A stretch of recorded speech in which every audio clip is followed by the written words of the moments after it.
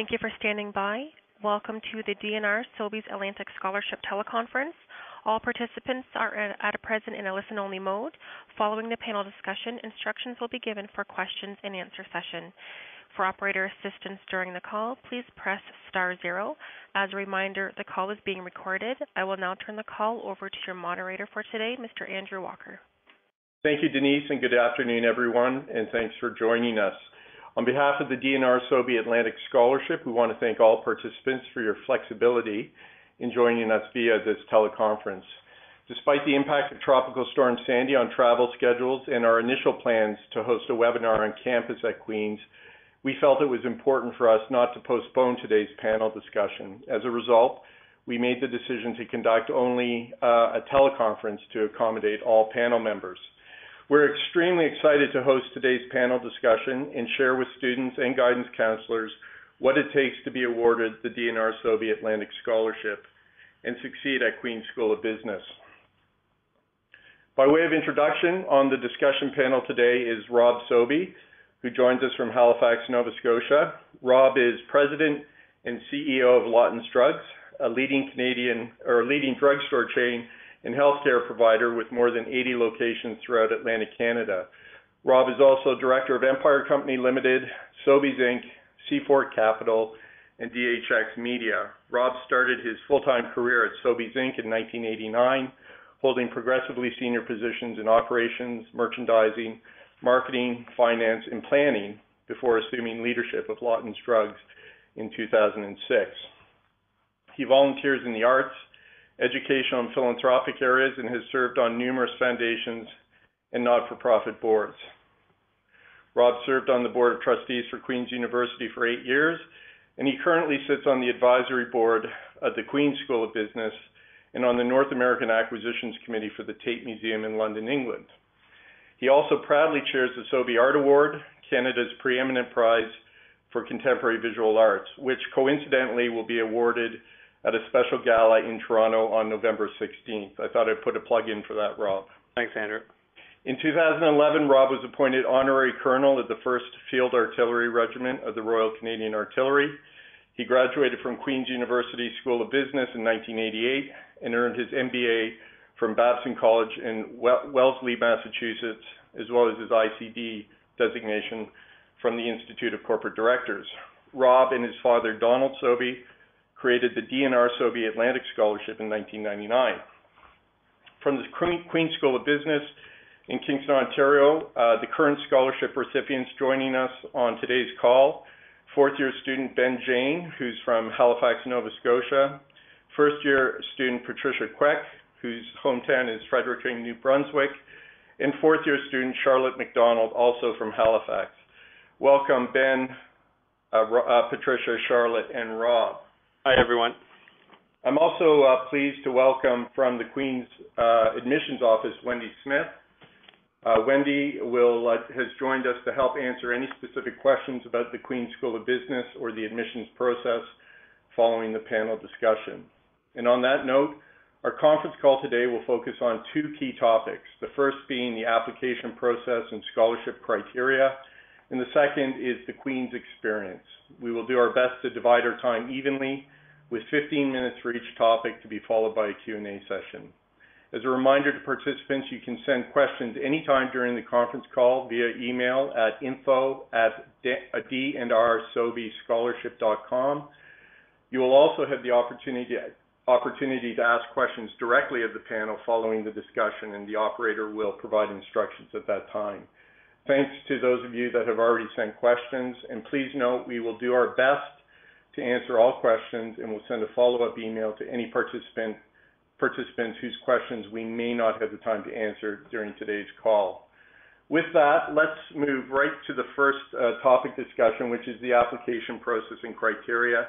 And Rob, why don't we start by asking you to give us an overview of the DandR Sobey Atlantic Scholarship selection process and criteria.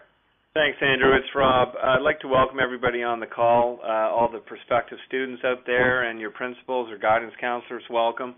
And hi, Charlotte, Ben, and Patricia. I'm very sorry that I'm not able to be there with you today as planned. I have a face for radio, so this forum is good. The selection panel to our guidance counselors and students out there, it's pretty straightforward. We have a board of trustees of the award, and currently there are 5 trustees sitting on that. That's my father, Donald, myself, Rob, Robbie Shaw, Jen Lorette from Toronto, and Gerald Green from Pictou County, Nova Scotia, plus usually 2 Queen's School of Business admissions folks and admissions folks, at least 2 of them, I guess. So the selection panel is 7 people currently. The criteria that we base the award on every year is rooted in academics, extracurricular activity, and community leadership. So it's a good we're looking for a good combination of those 3 areas, and we'll get to those in a little bit more detail in a few moments. The scholarship amount, Andrew, and all of our students out there, is currently, it sits at $68,000. That's spread over 4 years. So currently that's $17,000 renewable for 4 years, with one caveat. You have to achieve a 75 average in your first year of studies, and then in second, third, and going into 4th year, we require you to maintain an 80%. So as it currently stands, $68,000. I can pretty much guarantee folks on the call here that that will eventually be going up. Ben and Charlotte, in 4th year, that's not going to help you. My apologies, but there's every few years we tend to jack that number up. So that's that, Andrew. All right, thanks, Rob. Wendy, why don't we just hear from you a bit on an overview of the admission and application process for Queen's? Sure. Good afternoon, everybody. The application process for Queen's is pretty simple because all students applying to study at Queen's need to apply through the Ontario University's Application Centre website. You can link through that website through the Queen's website directly, or it's simply ouac.on.ca. So that's basically step 1, that the students need to put the application process in. Although our published application deadline isn't until the 1st of February, when students are applying to a major scholarship such as the Sobeys, we do encourage them to apply by the Sobey deadline, which will be the 1st of December. So it's ideal if you can get your application into the Ontario University Application Centre by that deadline as well. So December 1st are the upcoming deadlines. We're November 1st, so it's a nice month away for you. To supply your application through the Ontario University Application Centre, you're basically telling us your name, where you live, where you go to school, and then using a drop-down menu, you'll select the program choices at Queen's. Queen's Commerce, of course, being one of them. At that point, the Application Centre bundles up your information, sends it to us, and then we're in touch with you individually to let you know the next steps on how to apply. So key to all of our programs here at Queen's are the co-curricular involvements of our students throughout their high school career, and that's demonstrated on a personal statement of experience, and for those applying to commerce, also a supplemental essay as part of that process. So once we receive your application information from the Application Centre, we'll be in touch with you on how you will be submitting that personal statement of experience and supplemental essay. So that's part and parcel to the package that we'll be looking at when we also review your application. So the deadline for submitting that personal statement of experience and supplemental essay isn't until the 15th of February, but we encourage again students to submit it at any point over the winter holiday. It actually became active today, so if you've previously applied, you can log on and start working on your PSE and SE, as we abbreviate those 2 documents for you. So step 1, apply through the centre. Step 2, hand in your application for the Sobey Scholarship by the 1st of December, and then start working on that personal statement of experience will be part of your assessment package. So for all students considering admission to Queen's Commerce, and I'm not sure of the different provinces that may be represented on the call, we do have our admission requirements documented on our website for the different Atlantic provinces that are there, looking to ensure that you have the correct academic courses and the correct number of academic courses that we can calculate averages with. So we'll be asking for that transcript to come through. We'll be calculating your average. Once you qualify for admission consideration to the Commerce program, your personal statement of experience and supplemental essay will be evaluated by the Commerce Admission Committee. Okay, that's great, Wendy. Rob, I know in talking to you on previous occasions that the Board of Trustees for this scholarship every year have a really tough go of deciding who gets the scholarship because there's so many great applicants. Can you maybe just walk us through the decision-making process and share any insights you might have about the selection panel, what they're looking for, and what would make a successful DNR Sobey Atlantic Scholarship candidate? Yeah, sure, Andrew, thanks. Just way of background, I was just looking at the list here. 3 of the 5 of the non-Queens judges are actually alumni of Queens themselves, myself, Robbie Shaw, and my father. The other thing for all the students and guidance counselors out there, the selection process doesn't permit us to have personal interviews. So the application that Wendy has alluded to is very, very important to put your best foot forward. Year over year, the quality of the applications just continue to soar, and we're absolutely very thrilled to see the quality of Atlantic Canadian students. It sometimes doesn't, well, all the time, it doesn't make our job of selecting the handfuls of students going up every year, but that's a good problem for us to have. What we're really looking for, just great, well-rounded students. As I mentioned, it's rooted in academic excellence, but it doesn't, maybe that's not the top criteria, who knows. We're also looking for proven leadership and certainly community engagement. So, the leadership and engagement, it could be in sports, it could be in school politics, it could be inside school volunteering, it could be community volunteering. What we're looking for are balanced folks that will make a name for themselves and represent Atlantic Canada very, very well in one of the world's best business schools. That's great, Rob. Let me just, if you wouldn't mind, ask a follow-up. Based on your experience and observations of seeing the applications that you have, what's in your mind, the single biggest missed opportunity by applicants in putting their application together? Sure. Well, I can tell you firsthand that the judges, or the panel, the trustees, and our folks at Queens, we take the selection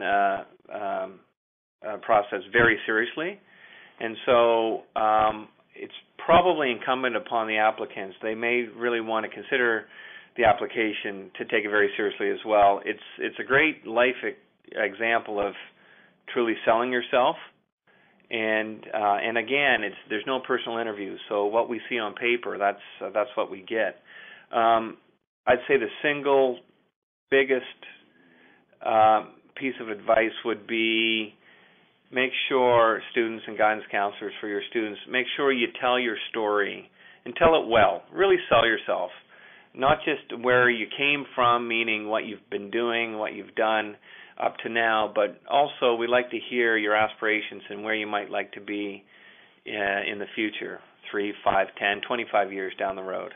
So tell your story and tell it well. Okay, excellent advice. Why don't we just now turn it over to actually Ben, Charlotte, and Patricia to get their point of view on any advice they would offer to someone who's applying or considering applying for the DNR Sobey Atlantic Scholarship. Why don't we start with Patricia, because Patricia, you're the most recent to apply for it because you're in first year. Hi everyone, Patricia here. Just basically be unique and tell everyone your leadership and basically your passion to be in business and why you want to come to Queen's Commerce and why you want to come to Queen's. Just be open about everything. Okay, Ben or Charlotte? Yeah, to build on that, I think when you're considering what stories you want to tell and what experiences you want to focus on, I would really encourage students to speak to the experiences that are authentic and really honestly meaningful to them, rather than experiences that they feel like sound good or that they feel like the selection committee will be impressed by. So I'd really focus on what has meant the most to you through high school and where you felt like you've been able to make the most contribution, because whatever story means the most to you and resonates the most with you personally will likely also resonate the most with the selection committee. Hi guys, this is Ben. I guess I'll build off a little bit off what Charlotte and Rob said. Just don't be afraid to really share who you are. And I think sometimes I remember when I was applying for this award, there's a tendency to kind of think about what the selection committee wants to hear. And I think you should try to avoid that and really think, share your story and don't write it for someone else. Really write it about you. And I think ultimately that will really lead to the best application. That's great advice, you guys. Let's move on to the next topic, which is really the Queen's experience. And I would anticipate that a lot of students that are going to school in Atlanta, Canada, look at leaving the province and going to Queen's with a bit of anxiousness. So I want to talk a bit about what the Queen's experience is. So no doubt determining which university is obviously a big decision. What is the top reason you would recommend for attending the Queen's School of Business? And I'll open that up to Ben, Charlotte, and Patricia, as well as Rob. Yeah, so it's Charlotte.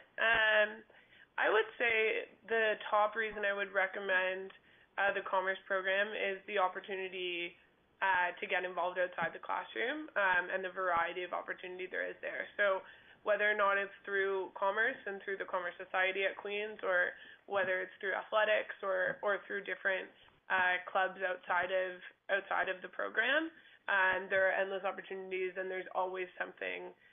There's always an opportunity that appeals to you and your interests. There's a club for everything. And I think all three of us who are here have had really great experiences with getting involved outside of our academic life.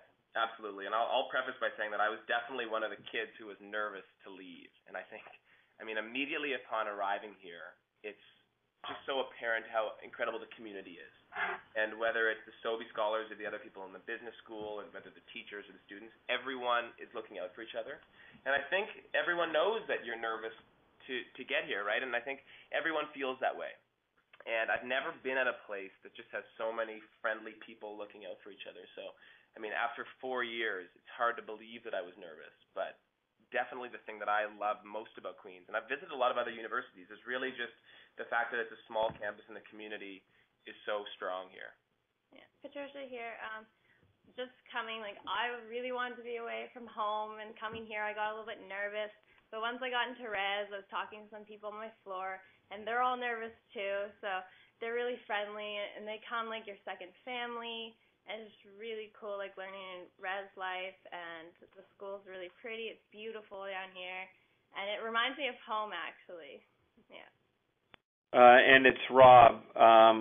Goodness, it was going on 30 years since I've been there, Andrew. But I know it's 60 years for my dad. We still have very fond memories. Given that QSB is one of the best in the world, consistently, there's the enduring reputation and the quality of fellow students from all over the world and their professors. But to what the folks just mentioned, the Queen's spirit and the opportunity to get involved, and that's what I remember almost 3 decades later. And the one thing that I'll say to all of the students and guidance counselors, principals out on the line, and I don't think this is unique for Queen's. I know other Ontario schools appreciate this, but there's something about Atlanta Canadians and the warmth and the fun-loving and the go-get-it attitude and the friendliness. You'll stand out automatically in a good way. And I remember my dad used to say that back in the 50s. He saw that. I saw that in the 80s. And then talking to our current recipients, they tend to say the same thing. Rob, just on that point, maybe you could just share a bit of a story about the annual dinner, because I think that really is a unique aspect of the DandR Sobey Atlantic Scholarship that brings all of the students together. And what was going to happen today, but because of the weather, we had to cancel. Maybe you could just provide a bit of insight into why you hold that. Yeah, it started probably 6 years ago, maybe 8 years ago.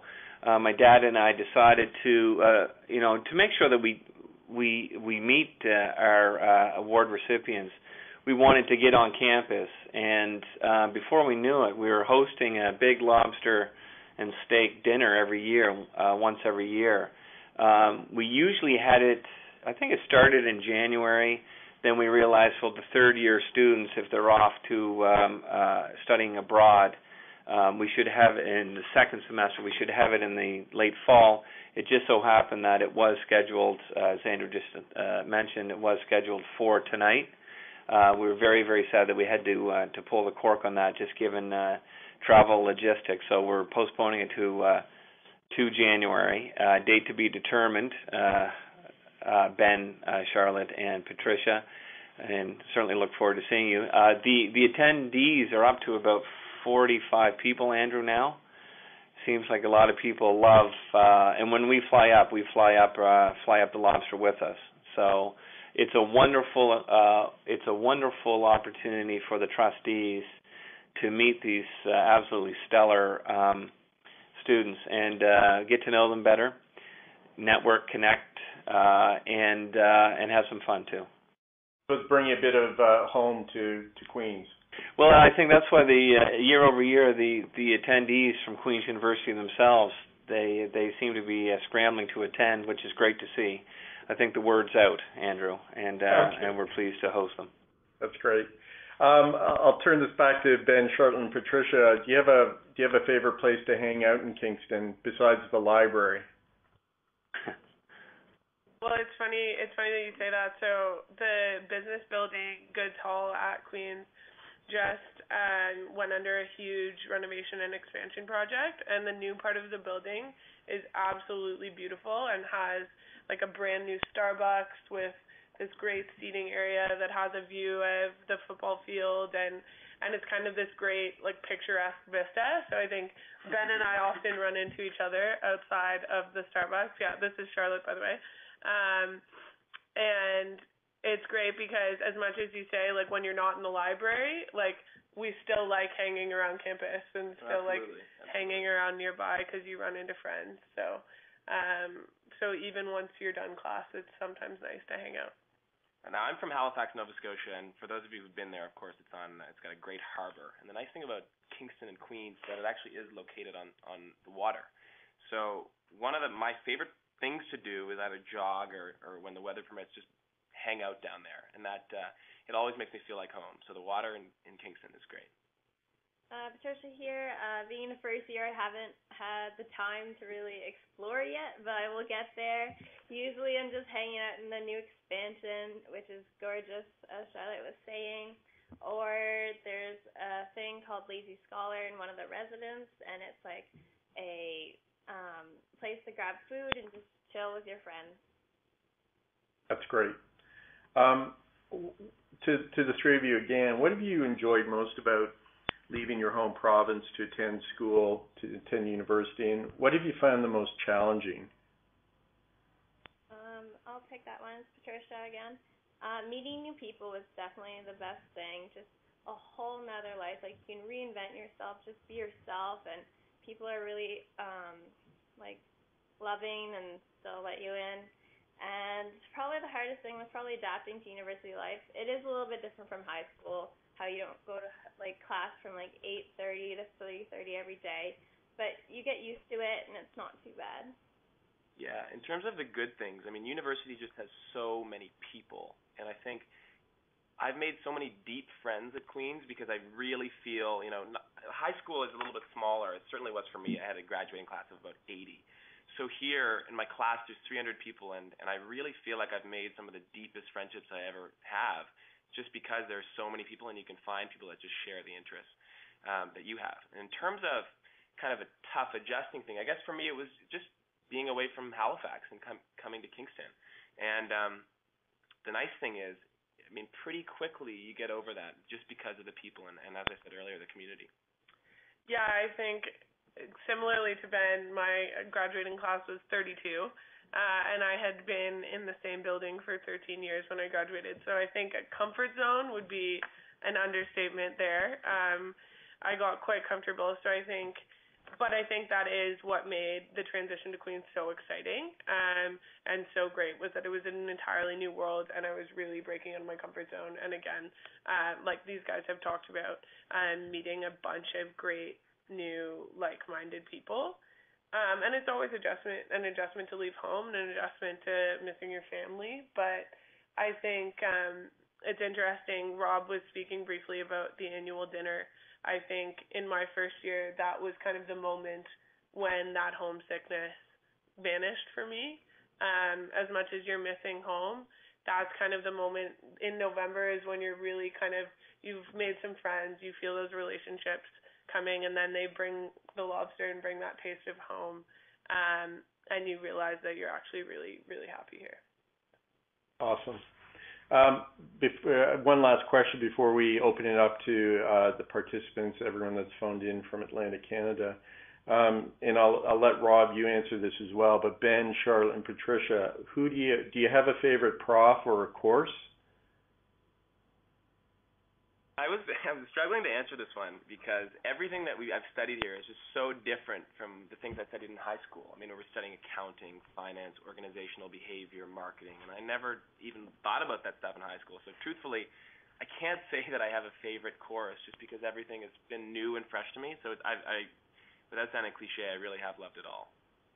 Yeah, I think I would definitely feel similarly to Ben in that way, that I hadn't taken any business courses in high school, so a lot of the new subject matter was just really exciting, and it's hard to kind of pinpoint one favorite. I think in my third year, I took a business law course with Peter Kissick that was really, really cool, and it was an opportunity that I felt like I wouldn't have been able to have in many other programs. So I think it's moments like those when you realize you're excited to go to your lectures at university, that you realize that we do have a really cool opportunity in this program. Yeah, I didn't take very many business courses in high school, and I'm learning a lot about the different ones. But I do have a favorite professor. Her name's Terry Wang. She teaches accounting, and it's great. Like, so if you don't understand something, she'll make sure you do by the end of it. And like the day after quizzes, she has candy to give out. Or if you're coughing during class, she has a cough drop. So she's always looking out for you, and it's just so fun to be at that class. Rob, anything? I can barely remember. Frank Collum, actually, there's Dr. Frank Collum. He was I think at the time in the mid-'80s, he was the head of the undergrad commerce program, and he was one of the best professors I ever had. And he was famous for eating chalk. I remember he used to eat chalk in class. I don't know why. Also, art history, Canadian art history, one of my electives. I loved that. Took that in Ontario Hall, and that stands out. The rest is all murky, Andrew. Wendy, I'm just going to ask you a quick follow-up based on something Charlotte and Patricia just said, which is, I think Charlotte said she didn't take any business classes in high school, and Patricia did very few.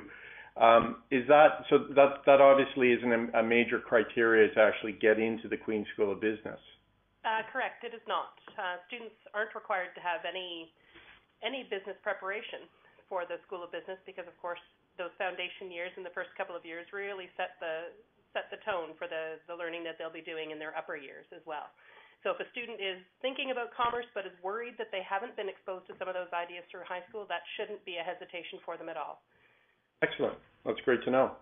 Okay, well, with that, I think it's best to, in the time we have remaining, to open the call for questions and answers. So at this time, I will turn the call over to Denise, our operator, to provide instructions to everyone that wants to ask a question. Thank you. At this time, we will begin the question and answer session. If you have a question, please press star 1. If you wish to cancel the request, please press the pound key. If you are using a speaker equipment, please lift the handset before pressing the numbers. Your questions will be polled in the order they are received. Please stand by while we poll for questions. I repeat that if you have a question, please press star 1. If you wish to cancel the request, please press the pound key. No one has queued up for questions. I will now hand the call back over to Mr. Walker to ask questions received via email. Thanks, Denise. And we have received a few email questions, so I will open up now. And again, if anyone on the call does choose to ask a question, please feel free to to do so. This question came from Tom in Nova Scotia, and it is a minimum of one scholarship awarded annually to a student from each of the 4 Atlantic provinces? It's Rob. No, there's 6 per year amongst the 4 provinces. So while it's open to Atlantic Canadian students, it doesn't guarantee that there's a minimum of 1 per province. It's not allocated or segmented that way across provincial lines. In fact, depending on the quality of the applicants, all 6, for instance, could come in any one year from one province.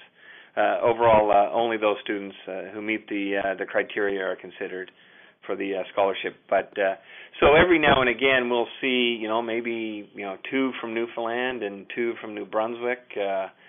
But they're usually distributed quite well, Andrew. But no, there's no mandate for us to select a minimum 1 per province. No.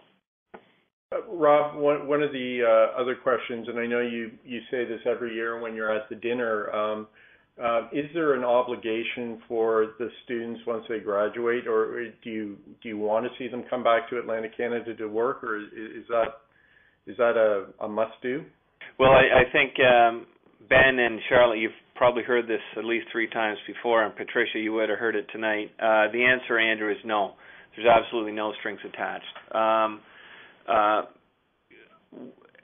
Though Dad and I, being Atlantic Canadians, we'd love to see our scholarship winners go and make their mark in whatever industry, in whatever country, for however long. But Atlantic Canadians usually like to come home at one point, and would like to see that. But there's no strings attached whatsoever. It's not a requirement at all. Okay. We have another question submitted from Jeff in Newfoundland and Labrador, and he asked this for the students. Can the students on the panel tell us about the international exchange program offered as part of the Queen's studies? Do they feel this experience has made them more prepared for the business world? Yeah, I can speak to that. It's Charlotte. So I just came back in June from 4 months in Vienna, in Austria, and have nothing but good things to say about the experience. It's incredible how easy the Center for International Management here at Queen's makes the whole exchange process for us. It's a bit of a no-brainer, and almost 90% of our year went on exchange. So in that way, it's also easy because all of your peers are kind of in the same situation in terms of curriculum and course requirements and all of that. But in terms of the experience and the way in which it's prepared us for the business world, I think it's an opportunity to work in really diverse teams. I think a lot of through academic work or just in terms of meeting people along the way on exchange, like I did group work with one group member from Australia, one group member from South Africa, one group member from Germany, so you get used to kind of benefiting from that diversity in a group setting, and even just being in 4th year and kind of applying for jobs, for full-time jobs. I can't even count the number of times I've spoken to my exchange experience in that setting, and that the experiences I've had there have proved to be valuable. Charlotte, Charlotte, do you get a lot of chance to, or are you able to choose where you go and the parameters of your study? Yeah, absolutely. So I don't even know how many partner schools there are. I think there are like maybe even up to 100 now, all over the world. Ben and I were both in Europe, but there are a bunch of schools in Asia, in Australia, and other parts of the world. So there's a ton of options, and I think you get to rank up to about 10 in your application. So really, wherever your heart is set on, you can make it happen in one way or another. What about you, Ben?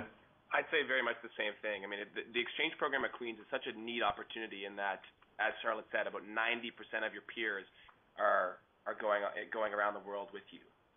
So, I mean, I happened to be in Europe, and I think there was maybe as many as 200 students or 150 in Europe at the same time, and we all met in Dublin for St. Patrick's Day, and it was just so neat to see each other there. And so exchange was a great opportunity. As Charlotte may have said, I was in Nice in France in the very south.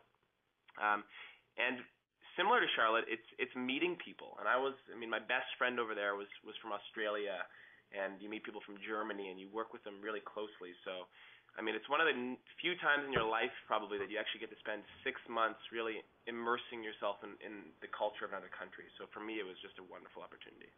That's great. We have a question from Mark in Nova Scotia, and I think we may have already touched on it, but I'll direct this to Wendy. And it is, I know I want to study business at Queen's, but I'm undecided about what I want to major in. Will this impact my chances of receiving the scholarship? And the answer to that is also quite simple and direct, and not at all. So students who are interested in commerce indicate that on the application. If they're really torn, and I don't mean to take away from the commerce discussion, but Queen's can entertain 3 separate applications at a single time. So again, if a student is unsure if they're going commerce or if they're thinking economics under the Bachelor of Arts portfolio, by all means they can put both applications down, and it gives them a little bit more time throughout the year of application to talk to some people to find out that this program is going to be a good fit for them. So it works that way too, that it gives students the flexibility. And then the first 2 years are foundational years within the School of Business itself. So it is indicating, and that's what the first year students will be assessing basically is where their interest is. So they'll take those courses in marketing, finance, accounting, organizational behavior, international business, etc. And then in the 3rd and 4th year, they start selecting a little bit more into their areas of interest. Rob indicated that one of his favorite courses was art history, and students in the commerce program do take elective courses as well. So if they're preparing for an exchange and want to extend their language portfolio, or if they're looking to study, again, art history, as you did, Rob, then there's opportunities to bring that in as part of their commerce program. So if they have that outside interest, they can still study commerce and not sacrifice that other area of their world that they're wanting to focus on as well. Great. And as well, from a student perspective, I think Ben and I can just speak to the fact that I think one of the beauties of the program here at Queen's is that you never have to formally declare a major. So I think Ben, it's Charlotte again, by the way. So Ben and I are both in our 4th year, and both, I think, would say we've done fairly generalist degrees, which is great. It leaves your options open, and it definitely doesn't close any doors in terms of like subsequent employment or whatever. But in terms of courses, we've gotten to have a lot of variety and take what we're interested in kind of all over the place. Yeah, and to add on to what Charlotte was saying, being in 1st year, I've talked to a lot of people. No one knows what they want to major in. Like, 1st year, you're taught about accounting and finance and all the different branches of business, and you get to kind of see what you like. Like, I came in thinking about one thing, and I'm turning around now, but you really don't have to know what you want to be. Okay, that's great. I have one last submitted question before I turn it back to Denise to see if we have any live questions. And this is a good one because it deals with what probably is on a lot of people's mind, which is the actual scholarship, the $17,000, which I think everyone would agree is an incredibly generous scholarship. And the question is from Matt in Nova Scotia, and it's for either Queen's or Rob. How much does it cost to attend the Queen's School of Business, and are there any restrictions on what expenses the scholarship will cover? Wendy, do you have any the latest stats on the annual cost to QSB? Sure, I knew that was going to be probably directed into my into my location. So the first year tuition, basically, so attending university is your cost of going to school, and then all of the subsequent costs of your personal cost of living, et cetera. So the tuition cost that we have for first year students is $14,141, and then the student activity fees on top of that for a commerce student is an additional $1,159. Books and supplies are approximated at $2,200 for a commerce student in first year. And then basically that's the cost of the schooling itself. In addition to that, Queen's guarantees residence for all first-year students, but it's not a mandatory option. Most of our students to ease that transition of being away from home, being in a new community, transitioning into a new academic environment, will take us up on that residence guarantee. So if they are staying in residence, the cost there is between $11,000 to $12,000 for the year, and that's their room and their board. So it's an all-you-care-to-eat meal plan is included with that. There's additional expenses like personal expenses, telephone bills, cell phone bills, laundry, trips home, that type of thing. So a student is probably looking at an additional $15,000 to $17,000 in addition to their tuition costs. Yeah. Just to give them an idea. So that scholarship that scholarship money basically is put into that account of the student. So as those costs are applied to their student fees or their student account, that scholarship then takes over and substitutes in. So the student doesn't have to write a check first and then be reimbursed.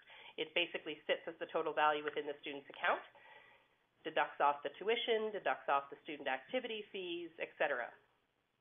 Perfect. So Andrew, that's a mechanism of Queen's getting paid. There's no specific restrictions. That's just how it works. It's it's designed to cover those expenses that Wendy just mentioned: tuition fees, accommodation, travel costs, and it's applied against her account. But you could look at it like putting it all in a pot if you want. Right. Okay, that's great. Thank you, Wendy and Rob. With that, I'm going to turn it back to Denise, our operator, to see if we have any questions from participants on the line today. Denise. Thank you. Your first question comes from Dawn from St. John's. Your line is open. The stringent academic criteria for someone after they win the award. I'm wondering, given the requirements for the scholarship application, if they have to maintain a certain community leadership or extracurricular activity level. I'll take that one. Hi, Dawn from St. John's. Hello. No, the only renewing criteria to get the additional or subsequent 17,000s per year is based in academic. So they don't have to be, involved in certain sports teams, or they'll probably end up doing a whole bunch of great stuff anyways. We don't mandate or dictate that. No, it's and besides, it'd be too cumbersome and too tedious, and the students wouldn't have very fun trying to, being steered into this stuff. All that extracurricular stuff, that's on their own. But it's pretty easy to maintain. Insight into how they're doing academically, and so it's easy to quantify that. So it used to be, truth be told, it used to be when we first started this out in the late 90s, 80 per year, Dawn. So 80, a minimum average of 80 in each of the 4 years, the first year, second year, third. To get the scholarship in the subsequent years. We were finding that through the transition from high school to Ontario University, or Atlantic Canadian High School to Ontario University, that was putting undue pressure on our first year students, and that took away from their overall experience. And Dad and I, we didn't want that. We didn't want stressed out students forcing themselves to become bookworms and then going against the original mandate of just being well-rounded and balanced. And so we convinced Queens themselves that let's lower that to 75.